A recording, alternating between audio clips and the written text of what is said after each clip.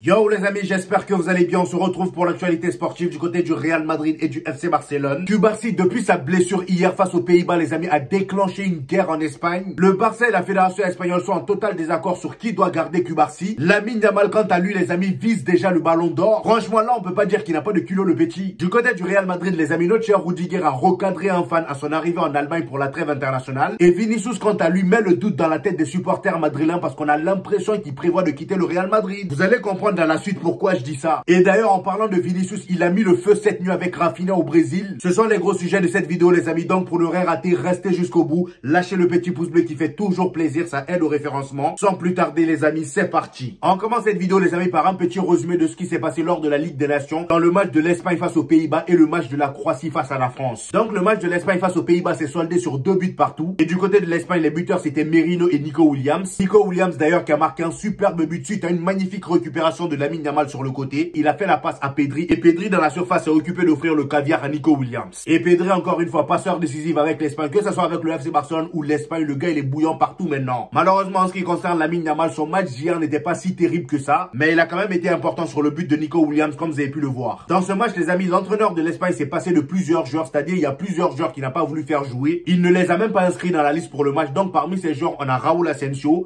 Ferran Torres et le troisième Jérémy Pino. Après Raúl Asensio c'est sa première sélection, je peux comprendre que voilà en termes de hiérarchie, il est bien en dessous, il n'y a pas de souci. Et personnellement, je pense qu'il avait largement sa place dans la liste des 23 joueurs. Espérons qu'il ait du temps de jeu lors du prochain match. Et d'ailleurs, les amis, lors de ce match de l'Espagne face aux Pays-Bas, Cubarsí s'est malheureusement blessé. Encore un blessé pour le FC Barcelone. Je vous ai dit, là, les mauvaises nouvelles s'enchaînent. Hein. Après Inigo Martinez, Casado, maintenant c'est au tour de Cubarsí de se blesser. Après les différents tests qui ont été réalisés sur lui, il a dit qu'il a eu une entorse à la cheville. Cependant, ça reste une entorse mineure, il n'y a rien de grave. Sauf que le fait qu'il se soit blessé, même si c'est pas grave, ça a déclenché une guerre en Espagne. On a le Barça d'un côté qui veut le garder parce qu'il est parti faire des tests approfondis du côté de Barcelone. Et eux, ils se sont dit, bon, pour ne pas aggraver la situation, on va le garder parce que s'il se blesse pour juste 3 matchs avec l'Espagne, nous, on est foutus par la suite. Sachant qu'il y a des matchs importants qui les attendent, faudrait pas que la situation de Cubarsí s'aggrave. Et de l'autre côté, les amis, on a la fédération espagnole. Eux aussi, ils veulent pas, ils se sont dit, non, on veut aussi le garder. La blessure va durer maximum 3 jours et comme ça, il pourra rejouer le reste des matchs. Là, clairement, c'est une guerre d'intérêts. Hein. Voilà, chacun défend ses intérêts. Ils sont en train de se tirer Cubarsí comme si c'était un bout de viande. Par contre, les amis, du côté de Barcelone, avec toutes ces blessures-là en défense, après le Mediasport, Gérard Martin est une option au poste de défenseur central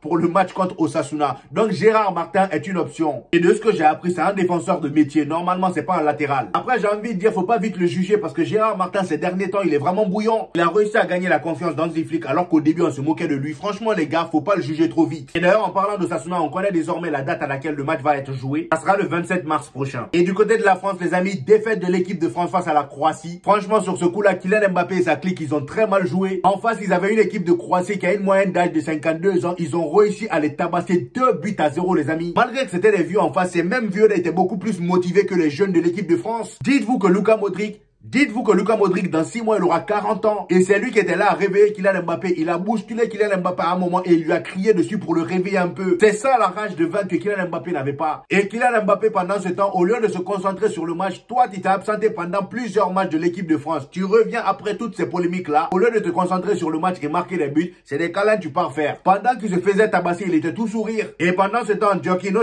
Arda Güler était encore au banc. Et même là-bas, au Real Madrid, tu chauffes le banc. En Turquie aussi, là où on espère que voilà, tu as un peu de temps de jeu. Même là-bas aussi, ils te mettent au banc. Non, là, c'est pas sérieux. Ce qui est bien, c'est que là-bas, au moins, il a le sourire. Alors qu'au Real Madrid, il est tout boudant. Maintenant, on part du côté du Brésil, les amis. La nuit dernière, le Brésil a joué face à la Colombie. Et le match était juste incroyable. Avec l'absence de Neymar, Rafinha et Vinicius ont pris leurs responsabilités. Dès la 3e minute, Vinicius a créé un beau penalty. Et le penalty a été transformé par Rafinha. Rafinha, c'est le leader de l'équipe. Hein, ça se voit même dans le match. Et à la 99e minute, les amis, Vinicius a claqué un magnifique but en dehors de la surface. Un très beau but, les amis. Franchement, allez-y la voir. Et comme d'habitude, qui dit Vinicius dans un match dit faire chier l'arbitre et ses coéquipiers. Le gars, il s'est pas contenté à marquer un but. Hein. Il a encore voulu faire chier l'arbitre. Lorsqu'il a été remplacé, le gars a voulu perdre du temps. Il s'est baissé en faisant semblant de tirer ses chaussettes. Et là, Rafinha est venu le recadrer directement en le demandant de sortir vite. Heureusement qu'ils ont Rafinha là-bas pour le recadrer. Hein. Nous, de notre côté, on a l'habitude. Carrément, on a des Jude Bellingham qui sont devenus des flics. Toujours avec Vinicius, les amis. D'après le Mediasport, Vinicius devrait avoir un bon de sortie inclus dans son nouveau contrat. Une clause spéciale sera inclue afin de prévoir une porte de sortie potentiellement en Arabie Saoudite. Et Vinicius, attends, c'est quelle histoire de porte de sortie ça? Tu nous avais pas dit que tu voulais passer toute ta carrière au Real Madrid, c'est quelle histoire de porte de sortie? Tu vas aller où? Moi je vous dis les amis, restons sur nos gardes à tout moment dans 2-3 ans, voilà, en fonction de ce qui va se passer au Real Madrid, avec Kylian Mbappé, tout ça là, à tout moment il se barre, j'espère pas, mais il faut rester sur ses gardes. Toujours avec le Real Madrid les amis, Dani Carvajal a repris les entraînements, ça fait plaisir les gars, on en avait besoin, parce que là franchement avec tout l'amour que j'ai pour Lucas Vazquez, il y en avait marre de lui. Par contre les amis, regardez les deux jambes de Carvajal s'il vous plaît, c'est méconnaissable. On voit qu'il y a une jambe qui est beaucoup plus musclée que l'autre. Bien évidemment la jambe la plus mince, c'est la jambe où il a eu la blessure, je crois que c'est ligament croisé ou je ne sais quoi, je sais plus c'était quoi la blessure, mais en tout cas c'est la jambe où il était blessé. Les amis, d'après El Chiringuito, France Football veut discuter avec Florentino Pérez pour clarifier ce qui s'est passé lors du dernier Ballon d'Or. Ah bon, vous voulez nous dire quoi? Je pensais que c'était clair la dernière fois. On les a tellement boycottés qu'ils veulent s'excuser. Non, vous excusez pas. Parce que eux-mêmes, ils ont vu que leur crédibilité a pris un coup. Et s'ils font pas la part avec le Real Madrid lors de la prochaine cérémonie du Ballon d'Or, on va encore boycotter. Bref, on verra bien ce qui va se passer. Les amis, Antonio Rudiger s'est confié sur son avenir au Real Madrid et voici ce qu'il a dit. Dans le football, on ne sait jamais, mais au Real Madrid, je suis vraiment heureux. Je n'ai pas hâte de partir de sitôt, c'est tout. Donc voilà, lui au moins, il est clair sur son avenir. Et d'ailleurs, les amis, en parlant de Rudiger, lors de son arrivée en Allemagne pour la trêve internationale, le gars, il a recadré un fan. À sa descente du minibus, il y avait un fan qui attendait devant l'entrée du stade. Voilà, le gars, il voulait prendre une photo avec Rudiger et avoir un petit autographe. Bien évidemment, Rudiger, gentil qu'il est, il est venu prendre la photo avec le supporter. Mais le supporter, lui, a voulu toucher Rudiger en prenant la photo et Rudiger s'est reculé direct. Je pense qu'il avait sûrement passé une mauvaise journée. Et à vrai dire, il a raison, t'as pas besoin de le toucher pour prendre une photo. Toujours avec le Real Madrid, les amis, Kylian Mbappé est nominé pour le prix du joueur du mois en Liga pour la 3e fois consécutive. Ah ouais, là, il rafle tout, hein. On part du côté du FC Barcelone, les amis. Dites-vous que Rafinha comptait quitter le FC Barcelone l'été dernier. Et c'est lui-même qui nous l'a confié. Voici ce qu'il dit. J'avais envisagé de quitter le FC Barcelone car je ne me sentais pas bien psychologiquement. Mais Hansi Flick m'a contacté et m'a demandé de venir à l'entraînement avant de prendre une décision. Car il voulait discuter avec moi et comptait sur ma présence. Cela a été décisif dans ma décision de rester au FC Barcelone. Donc clairement, c'est grâce à Hansi Flick qu'il est resté. Et franchement, je pense que c'était la meilleure décision de sa carrière vu ce qu'il est en train de réaliser avec le Barça cette saison. Et comme je vous l'ai dit tout à l'heure, même avec le Brésil, il est brillant étant donné qu'il a été auteur d'un but, même si c'est sur penalty. Et grâce à ce but-là, les amis, il atteint la barre des 31 buts marqués cette saison, toutes compétitions confondues. On enchaîne les amis avec Marc Bernal. Enfin une bonne nouvelle pour le FC Barcelone. Avec toutes les blessures qui sont en train d'enchaîner là, au moins il y en a un qui est de retour de blessure. Marc Bernal, les amis, comme vous pouvez le voir, il a repris les entraînements. Avant sa blessure, le gars, il avait réussi à prendre sa place de titulaire au FC Barcelone. J'espère qu'à son retour, il réussira à nous faire oublier la petite absence de Casado, même si Casado n'était plus titulaire, voilà, avant sa blessure. Ici, les amis, nous avons une petite capture qui montre la différence entre le FC Barcelone et le Real Madrid. Là, nous avons Gavi, Cubarsí et Lamine Yamal qui ont été achetés pour 0 € les amis. Tout simplement parce qu'ils viennent de la Masia. Tout simplement parce qu'ils ont été formés à la Masia. Et là, aujourd'hui, eux trois combinés, ça fait 330 millions d'euros les amis. Franchement, c'est juste énorme. Au Real Madrid, on a la capacité de faire la même chose. Regardez Raúl Asensio, le seul joueur qu'on a essayé de faire monter, voilà, pour voir un peu ce que ça donne. On lui a fait confiance comme il le fallait et il nous l'a rendu à 100%.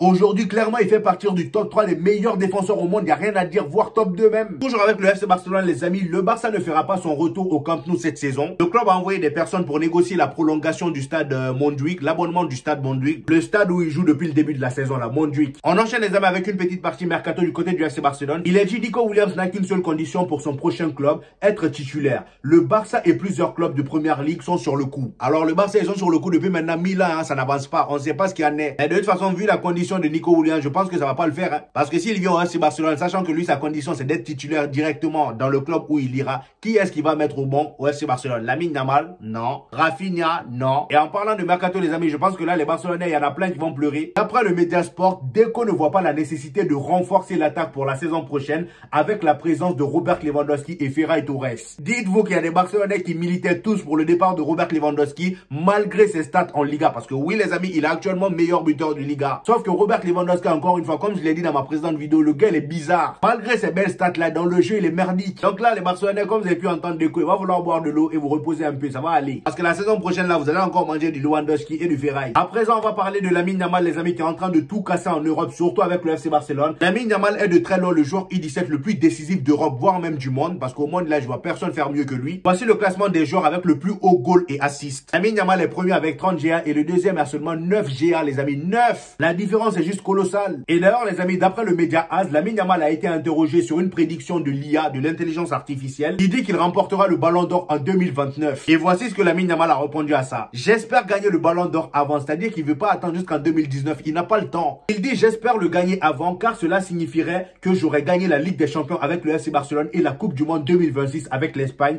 qui sont mes deux plus grands rêves. Là c'est un jeune de 17 ans qui nous parle les amis, et oui. Et en plus de ça, là où on voit l'insolence de ce petit là, pendant que tout le monde se plaint du calendrier voilà des clubs, c'est-à-dire le fait qu'il y a beaucoup trop de matchs, l'enchaînement des matchs voilà qui épuise trop les joueurs. Lamine Yamal lui il trouve ça même trop peu. D'après le média Diarios, les matchs tous les 3 jours sont trop longs à attendre pour Lamine Yamal. Il dit parfois quand je termine un match, je me dis ouf, il reste encore 3 jours avant le prochain. Donc 3 jours là c'est beaucoup pour lui. Mon ami arrête de te foutre de nous hein. Il dit pour moi le truc des 72 heures c'est l'inverse. Je termine un match et j'ai déjà hâte d'en jouer un autre.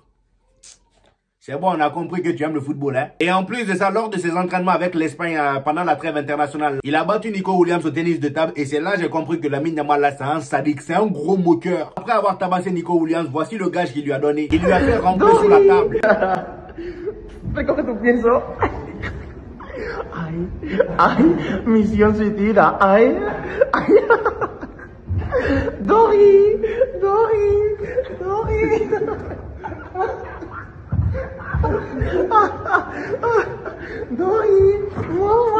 Bref les amis, c'était tout pour aujourd'hui. J'espère que vous avez kiffé la vidéo. Donnez-moi vos avis en commentaire comme d'habitude. J'hésiterai pas à vous répondre. Pour ceux qui viennent de découvrir la chaîne, ici on fait des vidéos débriefs des matchs du FC Barcelone et du Real Madrid. Et quand il n'y a pas de match, on fait des vidéos actualités comme celle-là. Donc abonnez-vous pour ne rien rater et on se dit au prochain épisode les gars. Peace!